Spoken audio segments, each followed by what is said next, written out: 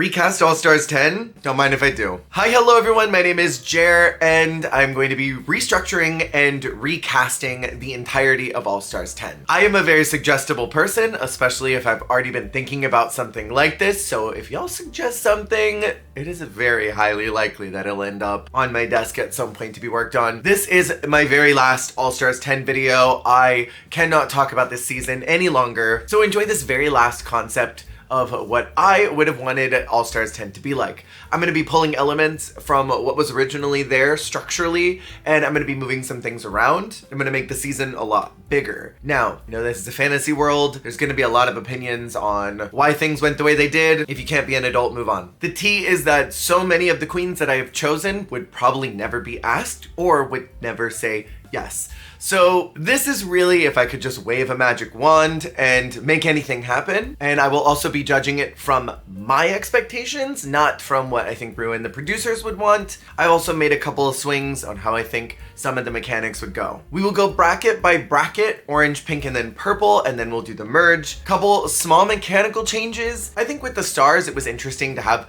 the bottom 4 assigned stars, but I think the best social game would be to have all 6 contestants give out stars every single week, because then it puts a target on the front runner's back on who they've decided to favor and assist through the competition. That will make a big difference later on in the competition, and it'll make some waves where I really need them to be. This was really fun to work on, so hit that like button if you haven't already. Let's jump in, starting with orange bracket. I love the idea of bracket 1 being return queens, having everyone that's already had a shot get another opportunity, but a lot of the queens that I chose to return this season are ones that I really wanted to see more of, so I wanted to give them plenty of opportunity spread across all the brackets. So the theme of this one is redemption. Queens that I think either did not get a fair shake the first time around or have a whole lot more to prove this time. So I picked Bosco because Bosco is someone who I think is really good at drag and really good at drag race. The first time around just had a wardrobe problem, and everyone for a while thought that Bosco just wasn't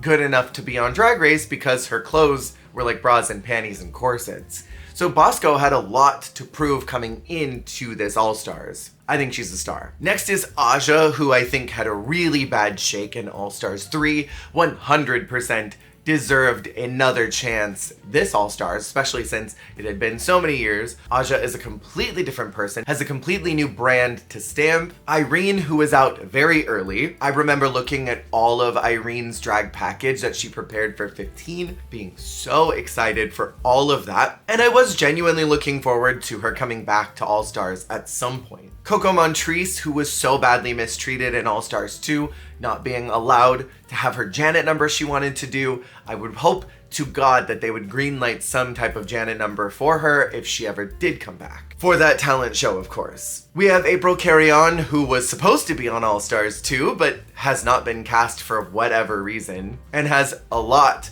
to redeem for since she was not called in for any of those other seasons. And then the last one, Mariah Paris Balenciaga, who I think in All-Stars 5 got majorly boned by production favoritism. I don't think Mariah performed the best in that hotel challenge, but at the same time, I think that others probably could have gone home before she did. I think Mariah's got one of the coolest talent shows that's ever happened. It was so impactful and important, and I would love to see what she would do another time around. So if you watched my How 18 Queens in a regular elimination All-Stars would work, you know that I want a talent show to open up each one of the brackets. I think that's the best way to start the energy high and make sure that everyone's got a consistent theme for the premiere of each bracket. So that is what we're gonna do with a split runway, sort of like what they did in season 7, 12, All-Stars 8. And the theme of that runway is day and night. In my opinion, Bosco and Coco would win the stars. It makes the most sense. They're Vegas show headers, so them having a really strong POV, being able to market what they already know that they do at the Vegas show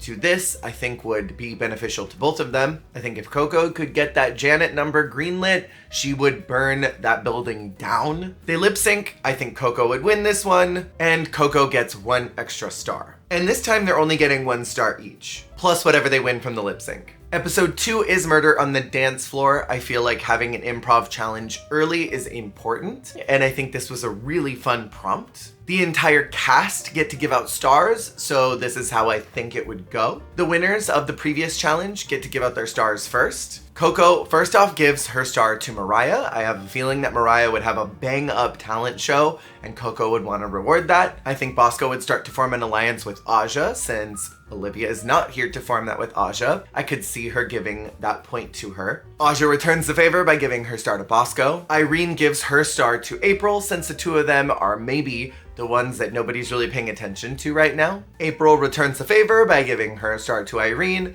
and then Mariah gives her star to Coco. Even though that bolsters Coco's position in the top even more, I think Mariah would be thinking strategically and trying to work with the front runner here. For Murder on the Dance Floor, Bosco and Irene are the top two. Both get stars. They lip sync and Bosco wins an extra star. Then we move to episode 3, Winner Winner Chicken Dinner, which is a rocker girl group challenge. I feel like this continues again to hold that energy high. And having a performance challenge after a improv challenge, I think make sure that the season has highs and lows. At the start of the episode, we give away points. Bosco gives her point to Aja because they're in an alliance solidly at this point. Irene gives her point to Aja. And I sort of see this as Irene deciding to get in on the Bosco and Aja alliance and hoping to hitch her horses to that cart. Coco gives her point to April, just because I think that April at this point would be forming a good alliance with everyone and would be on good terms. Aja gives her point to Bosco. April returns Coco's favor and gives her a star. And then Mariah gives her point to Coco as well, just following along what she's already done last week. For this challenge, Aja and Irene are the top two, which blasts Aja up even higher because she already got all those stars at the top of the episode. Aja wins that lip sync, and then the final stars are given out at the end of that episode. Irene decides to just throw away her points because if she gives it to anybody else, it could scoot them above her, so she gives her point to Mariah. Aja wants to secure Bosco in the finale, so she gives her her star. Bosco wants to secure Aja in the finale, so she gives her a star as well. Coco is thinking strategically, as some of the other girls are, so gives her point to Mariah, but frames it as she's just trying to return the favor for all the stars she's already gotten. April wants to play a super fair game, so she gives her star to Irene. And then Mariah gives her final point to Coco, since that's how she's been playing this whole time, thusly securing Coco in that finale. Then we move to the pink group, where my theme was wild energy. People that I would not know what to expect from them in these types of challenges, what we could expect from them for All-Stars, and in general, people that just bring a lot to the camera. I chose Dita Ritz because I think she's got one of the best and most iconic lip syncs of all time. She is a fantastic drag queen, and I think she was wonderful in the time that she was on the show. I would love to see her growth now. It's criminal to me that she has not been on an All-Stars yet. Next is Nicole Paige Brooks from Atlanta, Georgia. This was someone who I was not necessarily looking towards and thinking she would ever come back, but now having seen her on the show and remembering how wild Nicole is, we can't have an All-Stars 10 without her. I would choose Yara Sofia. Even though this would be her 4th time around, I am always here to give the season 3 girlies another chance. Those are some of the best TV contestants, I think, of all time. And I think Yara and Alexis were both very badly mistreated in just about every season they were in. In my fantasy, Alexis Mateo is my Ginger Minge, and Yara is my Georges. And I'm not even gonna pretend that I'm not biased towards both of them. I would next choose Acid Betty. I mean, look at the material. Next, I chose Cynthia Lee Fontaine, mostly as a foil to Acid Betty's energy. I feel like Cynthia's presence helped bring out more of that humanity in Betty that we saw, I think, the first time around in season 8 that really got drawn out this time. Betty is such a lively and charismatic and charming person, and I think that comes out all the time. But with Cynthia there, she's able to drop some of her guard a little bit more and show even more of that. And then finally is Rosé. someone who I think had a lot of storyline and wind behind her, being an archetype of the Jan TM, but being someone who was not hated by production. And I think she would be a fun energy to come back, especially if she ended up in a bracket with Denali somehow. First episode for this group is the talent show. I think that Dita and Yara would take this one, but Dita would absolutely win the lip sync, in my opinion. Episode 5 is the 8 Ball, a challenge that I think had a lot of great premise, and I would have loved to have seen this later on in the season. Like, if they were going to do hard challenges, this was a hard challenge. I think this could have been a merge challenge, but if they did that, Ginger wouldn't have been able to make it through. The entire cast get to give out their stars. I think that Dita would be absolutely enamored by Acid Betty and would give her a point. I think Yara would choose her Puerto Rican sister and would give her star to Cynthia. I think Nicole would sense that she and Rosé are sort of the ones that no one's really paying attention to this bracket and would sort of align herself with her. So she gives her point to Rosé, and Rosé exchanges the favor by giving hers to Nicole. Acid obviously loves Cuckoo, so gives her point to Cynthia, and since she's not tied to anyone in a group project this time around, she's got no reason to give her point to anybody except her friend. And then Cynthia exchanges the favor and gives her point to Acid, even though she could have given one to Yara. I think this would create a little bit of a tension between the two of them and could create an interesting storyline down the road. That Yara went on a limb to help out her friend and didn't really get that favor returned to her. In the 8 Ball, I think that Yara and Acid would likely be the best aesthetics. However, I do want to note, I think Rosé would turn out something really interesting as well. Yara and Acid win the challenge, Yara wins the lip sync. Then episode 6 is Star Booty, the Rebooty. This was really a girl group disguised as a musical, so I'm not mad about putting it here still in the season, and I think it's a strong challenge. I just didn't appreciate it being called a musical when it was clearly a girl group with like a loose theme. And of course the queens get to give out their points.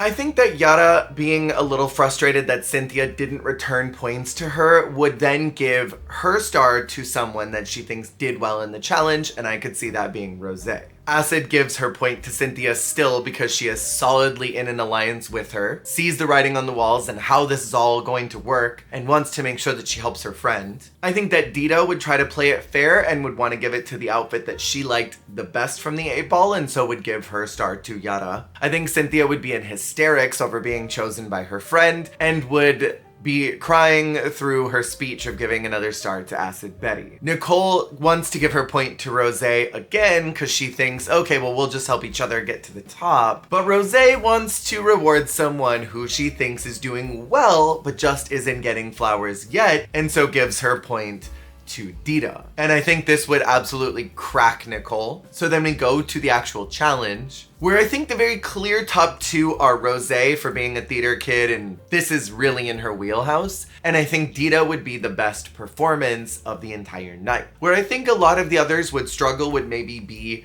in the runway category, which I would make Little Shop of Horrors, since it is a musical themed runway with a musical themed challenge. And then I think between Dita and Rosé, Dita would win that lip sync. Then they have to give out the final points. Dita, I think, would feel bad for Nicole not having really any points, so would give her a point, on top of not wanting to secure anyone point-wise above her. I think that Rosé would want to make sure that her competitor that she respects the most in the room also goes to the finale, so she would give her point to Dita. I think at this point, Acid would have really rallied and gotten everyone behind Cynthia, so Yara would put away whatever feelings she had about not getting a point the previous week by someone that she thought was her friend, and would give her a point to Cynthia. Acid gives her point to Cynthia for the exact same reason. Cynthia finally gives her point to Yara, and Nicole follows the others and also gives her point to Cynthia. I think this ultimately proves just how much Cynthia Lee Fontaine means to the overall drag community, because she is so kind and present and lovely online, has not made anybody upset, and is just someone that everyone enjoys. So Cynthia gets pushed through to the next round again, and I think this is really due to Acid championing for her to be able to move forward. And then we move to the final bracket, which is purple, and for me, the theme of this was my most anticipated queens, people that I wanted to see so badly on All Stars but wasn't sure if they ever would. I chose Denali because I was rooting for her. I was rooting for her in season 13, and I was really hoping that she would have been able to come back. I always had the impression that Denali didn't want to do an All Stars, so I was surprised to see her, but nonetheless very happy. I chose Utica because I think that she is the moment now. Knowing that Utica is on Project Runway, I imagine that she was not available for filming and or would not have been able to do both, because Drag Race, I think, has an exclusivity period for like a year. So there's no way Utica could have done this, but I'm waving a magic wand to let her do both competitions if she wanted to. In this pipeline alternate universe where I am the head producer. I chose Daya Betty because I think she has so much talent and skill, and I was looking forward to seeing her come back at some point. I think Daya is incredibly talented and super interesting, and I wanted to know what she was gonna bring to All Stars. Next is Asia O'Hara, someone who has headlined so many tours for a reason, because she is that girl. Asia has an incredible aesthetic and knows how to translate everything about her brand into what she packages and gives on Drag Race. She's one of those girls that had such a lousy finale in her original season because of a mechanical error and a huge lapse in judgment. But I think if we saw her again, it would be so hard for her not to win. Next is Akiria C. Davenport. I feel like Akiria has a lot to make up for with All Stars 6, where the judges were just going in so hard on her every week, to the point where she didn't even want to come back to do the lip sync smackdown. And with all of that tea spill, who knows, maybe she just didn't want to see Silky anymore. And then last is Lux Noir London, who I think is one of those characters that is so big that Drag Race just couldn't contain them. I love Lux's speech where she basically told Rue why everybody in the lineup were stars except for Lucy. That's one of the most iconic moments that's ever happened on the show in recent years. And I want to see Lux just for that moment, because I think she would be chaos. Episode 1 for this group is the talent show. I think that Asia and Utica would be the very clear top 2, doing something super out of the box that we hadn't seen before. I imagine that Asia would riff off of butterflies, and I imagine that whatever Utica did would be so weird and interesting and funny that we would have no choice but to stan. However, I think that Asia would win whatever the lip sync is. I forgot to mention earlier, but the previous talent show also had a dual runway, and that does factor in to the final scores. Episode 8 is Wicked Good. I actually love the idea of this challenge because it's part design and part acting and comedy and storytelling. It's like the good versus evil challenge that we saw in All Stars 1. Drag Tots, Hello Kitty Ball. But this time around, the contestants in the challenge do not have a direct correlation to the story of The Wizard of Oz in the same Anvil Clunk way that Ginger Minj did. The queens at the top of the episode give out their points. I see Asia wanting to give her point to Akiria because she's back in All Stars again. She wants to know what she's gonna do and maybe help her get to the next round. I see Utica choosing her season 13 sister Denali. I see Denali wanting to form an alliance with Utica and returning that favor and giving Utica a point. I see Daya in this first episode wanting to be judicial and wanting to be fair. And I think that she would enjoy Denali's talent show a lot and give her a point. And also she probably wouldn't want the tops to get any points. And then I think Akiria would choose Lux, seeing that no one was really paying attention to her or having her on their radar, so she would want to help her out. And I think Lux would want to play this super strategically and would be thinking if she aligns herself with someone who's front running, maybe that would get her stars later on down the road. So she gives her point to Asia. This challenge is duos, and here's how I see the pairings working. I see Asia with Daya, Asia being the good girl, Daya being the bad girl. I see Utica and Lux, Lux being the good girl and Utica being the bad girl. And then I see Denali and Akira together, where Denali would maybe insist that she be the good girl, and then Akira sort of just trying to figure things out as the bad one. Since this challenge is part storytelling, part design, the two that I see doing the absolute best are Asia and Daya. With the lip sync song being Defying Gravity, I 100% see Asia beating Daya here, putting Asia at the top of the pack. And then the final challenge is a makeover challenge. I wasn't sure how I felt about this being mixed into the regular 3 brackets, but I think it works if it's in the purple bracket rather than orange. Introducing external players really early in the season sets it off for weird energy as we go forward. And keep in mind that this challenge is also part performance. Points are doled out as they are every week. I think partners would really come into play here, so Asia and Daya would choose each other, bolstering their points. I see Utica choosing her partner Lux, and Lux chooses Utica even though she probably really wanted to give her point to Asia, hoping that would help her in the next point giving session. And then Denali and Akira also swap. The fact that they were grouped together I think informs a lot of these decisions, that even though they would want to play really strategically, having them be in groups informs their decision of not wanting to break away from what the group think is right now. I think Lux would be the only one who may do that, but I think in this situation, maybe she would second guess herself and decide not to. This final challenge is to make over sporty girls and do a performance. And I think the people with the strongest brand POV, the ones who did the best in their original makeover challenge, who I think would still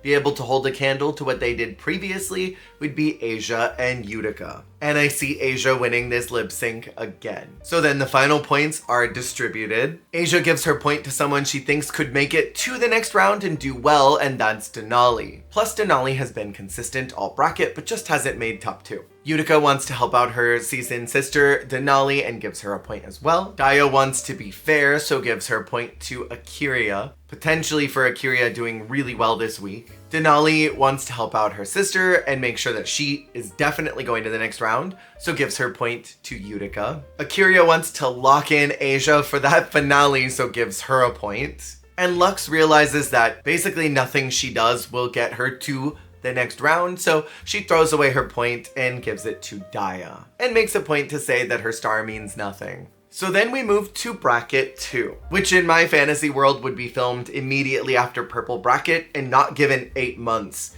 of time between filming, because that's just weird. Why did they do that? The premise of bracket 2 was that it was going to be the hardest and toughest challenges, and it ended up being a generic Snatch game with no twists and turns, a talent show with no twists and turns or themes. Like even in France All-Stars, they put a twist on the talent show. And then a standard lip sync smackdown with no twists or turns in it, and production meddling the whole way. I was expecting hybrid challenges, really difficult experiences like a crazy design challenge, a huge ball with the wildest unconventional materials. I was expecting a hard acting challenge with RuPaul, not the most standard Drag Race challenges to ever grace Drag Race challenges. Also, we are not just gonna throw out stars like they did this time around, because that was also a little nonsensical. Stars have to mean something this time around, and they will. More on that in a minute. So episode 10 is a Snatch Game Smackdown. What does that mean? I'm so glad you asked. 3 wildcard queens are brought back to compete in this Snatch Game. And after Snatch Game, something big will happen. More on that in a minute. Our top 9 finalists are Aja with 6 points, Bosco with 6 points,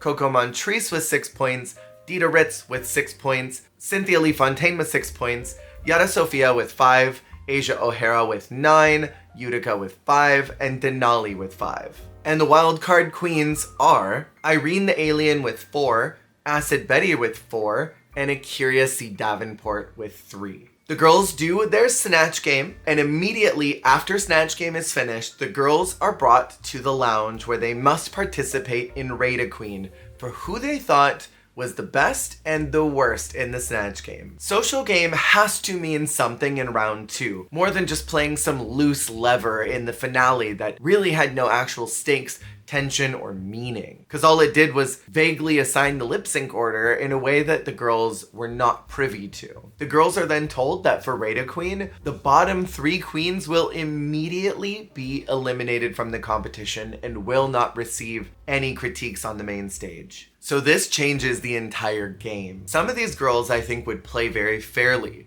and put the bottoms as people they genuinely think did the worst in Snatch game. And I think some of them would put their biggest competitors in the bottom to maybe snipe them out at this point. I do think overall, the vibe of the room would be most of them would play fair. Most of them would not try and intentionally harm a strong player. And so, from 1 to 12, the Rate a Queen results are in. Denali is the first place, Irene in second place, Yara Sofia in third place, Dita Ritz in fourth place, Bosco in fifth place, Aja in sixth place, Cynthia Lee Fontaine in 7th, Asia O'Hara in 8th, Utica in 9th, Coco Montrese in 10th, Akiria C. Davenport in 11th, and Acid Betty in the 12th place position. Meaning that Coco Montrese, Akiria C. Davenport, and Acid Betty are immediately asked to leave the competition. And in the words of a famous woman, life's not fair. This, I think, would be a gag and a genuine competition curb stomp. Since 3 people were brought back into the competition, this actually brings in those stakes of if your competitor comes back and they beat you in the lip sync smackdown, they could replace you. But none of us believed that was actually going to happen when it was Jasmine versus Trinity and Farrah versus Valentina. This time, because the stakes are on Snatch game, someone could legitimately outperform you and be funnier. And because there's been no competitive episodes between the time the last bracket ended and this one started, it's a more fair elimination rather than having competed for several episodes and then getting replaced by someone who probably had no business being there that late in the game. Denali is going to win the Snatch game because I think that she was very close to winning her Snatch game originally. Denali is someone who prepares immaculately and I think is a big deal when it comes to Drag Race and is really solid in what she does. And Cynthia and Asia would be lip syncing. Cynthia because I think her runway would solidify her in the bottom, and Asia because I think that her Snatch game would probably be just as bad as her Beyonce, and she should have been lip syncing that week against the Vixen, but didn't. I know her runway saved her, but I still think that her and Vixen should have been bottom too. Cynthia then goes home in that lip sync because we are back to lip sync for your life. Then we enter episode 11, which will here be the lip sync smackdown. I think it was a bad idea to hinge the finale on a lip sync smackdown because at the end of the day, it really is just about preferences and who likes who better. So I think making it a mid-season challenge is more dynamic and interesting. And we are going to make this Canada's Drag Race Season 4 style, where the competition will slowly whittle to a top 2. Those top 2 will save someone from the bottom, and that saved person will be exempt from a 3-way lip sync.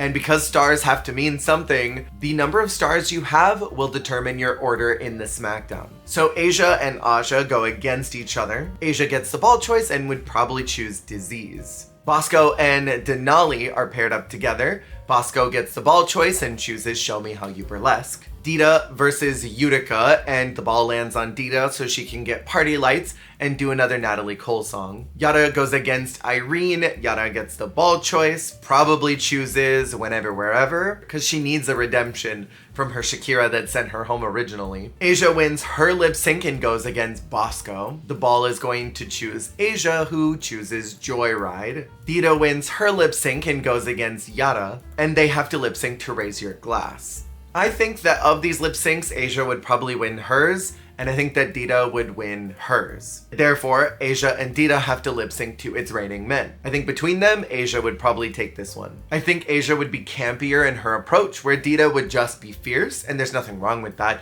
but camp can sometimes go a lot farther in a song of this caliber. And Asia can choose one of the following 4 queens: Aja, Denali, Utica, or Irene. I could see her not knowing which of the bottoms to choose and struggling really hard to pick one, but ultimately wanting to save someone from her bracket. And I could see her maybe going technical and saying that Denali had more points than Utica did, and so she's just gonna save Denali and be safe by choosing someone who's got the higher marks. Aja, Utica, and Irene then have to lip sync to Texas Hold'em. I think that Aja's got this in the bag and would be called safe first. And I think that Utica would deliver a more interesting performance than Irene would, therefore Irene is out at this point. Episode 12, I needed to be a difficult hybrid challenge, so even though I hated this challenge, it will be the Rap and Roast. At this point in the competition, a lot of these storylines would have developed already. The drama would be there, the reads would be there, so it would be a far more dynamic performance than the first time around. Stars are completely discarded, 2 will lip sync in the bottom and 1 will go home. I could see specifically Aja winning this challenge, aggressively complimenting everyone like she aggressively complimented Valentina that one time in Untucked. And I see the bottoms being Utica, Dita, and Yara. Now in my fantasy, I don't want to see any of these girls go home. I love them all. But I think that Dita would have a more interesting rap roast combo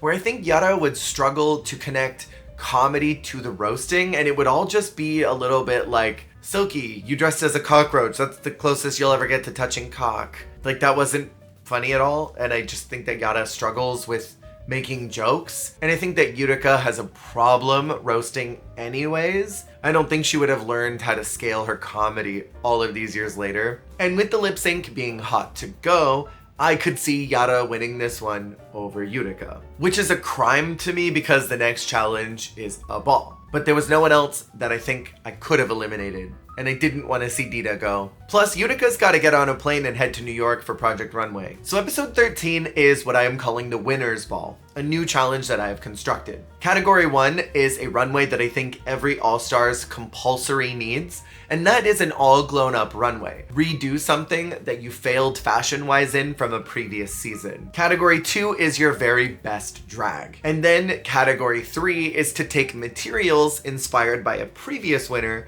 to create a couture garment that reflects you. The winners chosen are Angeria, Jimbo, Jinx, Kylie, Shay, and Monet. In this challenge, I'm gonna go on a limb and say that I think Bosco could win it. One, she's got a lot of fashion fails from season 14 that she could upscale and make so incredible tailored to her current POV. And I think what we saw her construct in Glamazon Prime with that jumpsuit that was made out of tarp was so couture and interesting. She could have easily been top 3 that week.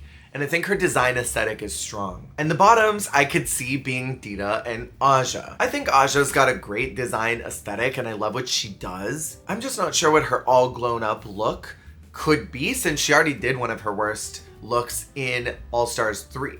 I wonder if she could top her Princess Disaster. And I think a lot of her outfits this season were very reminiscent of the same silhouettes. So I'm not sure if her best drag category would make up for whatever was redone for category 1. And then I think Dita's sewing skills are kind of low scale, and I think that her outfits would also be kind of low scale. Although I would love to see her redo her Pride look, because that Pride float one was maybe her weakest of the entire package. But seeing her in some type of glamorous red float of a garment would be so cool. And I'm gonna pull Guess as the lip sync song here. And honestly, I think that Aja would win over Dita. And then the finale challenge is similar to Rejudged or Kitty Girl, where they have to write lyrics and learn choreography and perform to Hustle Cat. I've been obsessed with this song, by the way. And the final runway is Finale Eleganza. I think the finale lip sync smackdown is so anticlimactic because it gives us the illusion that it's competitive based, but we all know that it's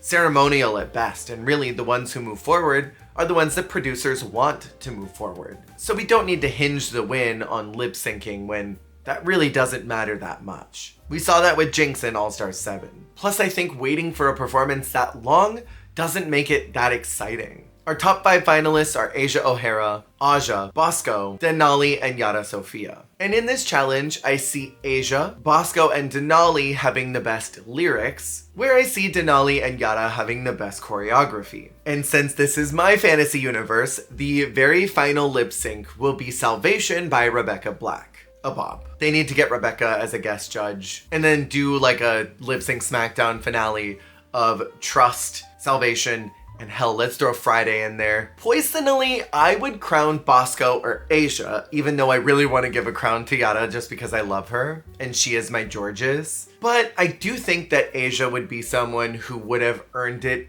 fair and square. She's great at comedy and improv, not so much the Snatch Game Celebrity Illusion. She's great at sewing and runways. She's charismatic. She's someone who headlines tours for a reason. She's got that it thing that I think people connect to. And she's just a light in this world that really needs it. Bosco, I mean, she is the most stunning creature that's ever been on Drag Race. And I think that Bosco oozes charisma in a way that a lot of other people that go on the show just don't. She knows how to turn it on and amplify her volume without being overwhelming or too much. And I think either one of them would be a perfect winner in this completely made up universe. Thank you for watching my Caramel Mocha fantasy of All Stars 10 recast and reconstructed. And thank you for the suggestion on this video, because I was thinking about doing it anyway, and all I needed was a little nudge. Keep an eye out because I have a lot of content that does not revolve around All Stars 10 coming out in the near future. Make sure to subscribe if you haven't already, and I will see y'all on the flip.